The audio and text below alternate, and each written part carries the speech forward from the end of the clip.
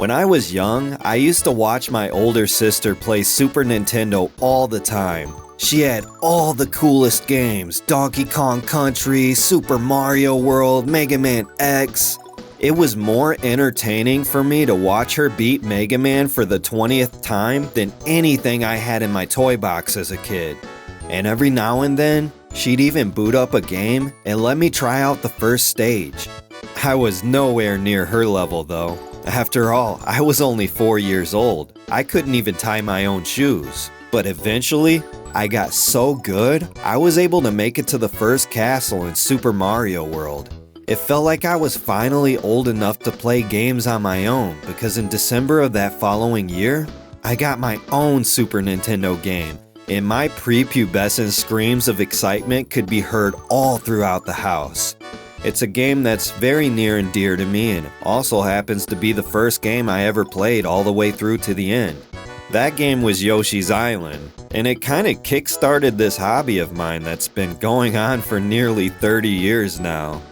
You see, back then, just being able to have a game to play at all was among the highest privileges you could have as a kid. There's times where all I had was my Game Boy and a copy of Pokemon Red, and I couldn't have been happier.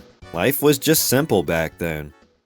It's precious childhood memories like these that really make me think, what the fuck happened? What in the fuck are we doing here? Why the hell do I have all these games in my backlog? Are you kidding me? I'm never gonna play all this shit.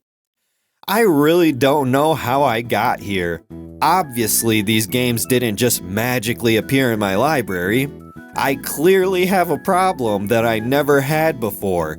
Even in the last generation of consoles, I was still in the habit of going to GameStop, looking at the shelves, and basing my purchases around, oh shit, this looks pretty cool.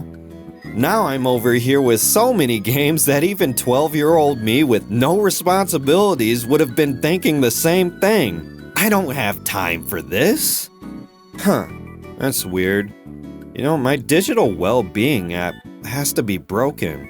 It says that I've been on YouTube for 34 hours and 22 minutes this week, with a total screen time of 58 hours?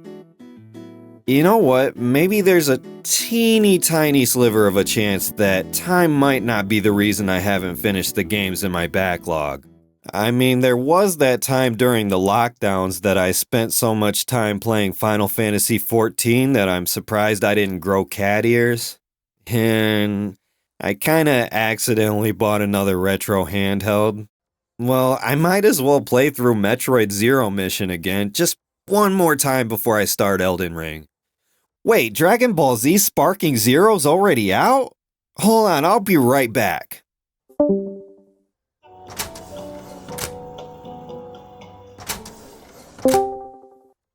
Sorry about that. Where was I again? Oh yeah, as an adult, it's just so hard to find the time to keep up with every game releasing these days.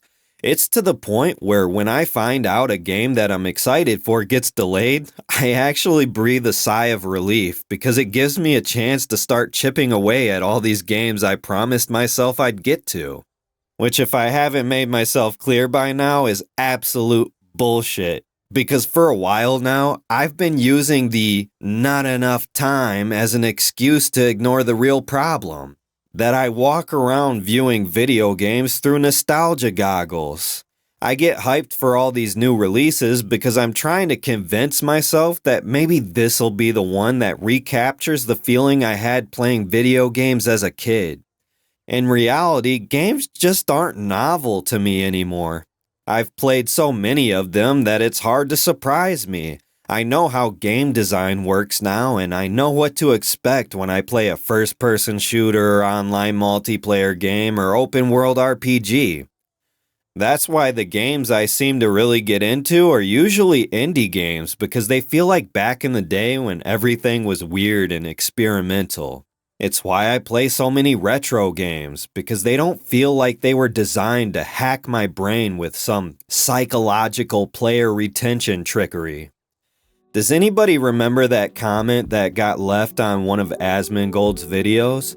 I don't know if it was the actual CEO of Saber, but regardless, it really resonated with me. He said, "I love your videos. When we signed the deal to make Space Marine 2, all I wanted was a throwback game. We had the chance to work on something which by its nature was old school. I can't even comprehend many of the current games that we play these days. They're too complex and too much of an investment. We worked on Halo back in the day, and that game could be distilled down to the simplest of shooting loops, but it was entirely addicting. That's what we wanted to recapture." But what really resonated with me in this comment is when he said, "We just want to do some glory kills and get the heart rate up a little." For me, that's what games should be about. It made me realize what I'm actually looking for in a game. Me expecting every game to be completely original and unique is only setting myself up for failure. What I'm really looking for are games that are authentic. I mean, look at Hollow Knight, for example, a game that I'm still coming back to, and it's been out for several years now. If you really think about it, Hollow Knight is pretty unoriginal, but is that really a bad thing? Hollow Knight takes already existing game design found in other games like Metroid, Dark Souls, and Mega Man X, but the way it builds its world and adds lore to it makes it one of the most captivating pieces of art that I've ever had the privilege of experiencing. Also, the music in Hollow Knight is so good that it rivals classic Legend of Zelda for me.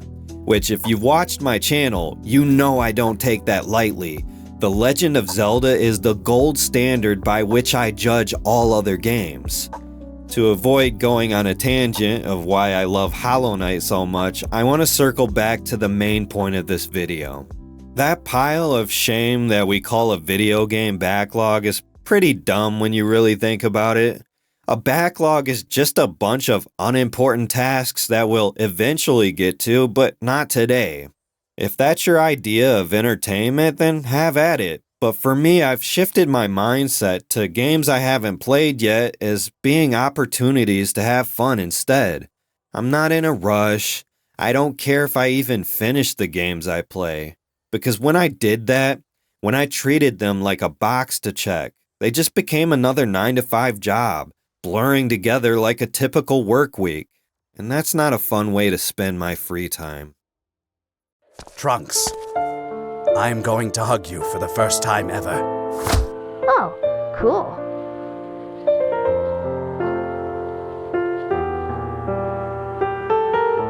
Hug complete. Is it gonna be okay? I'm a way better dad than Kakarot.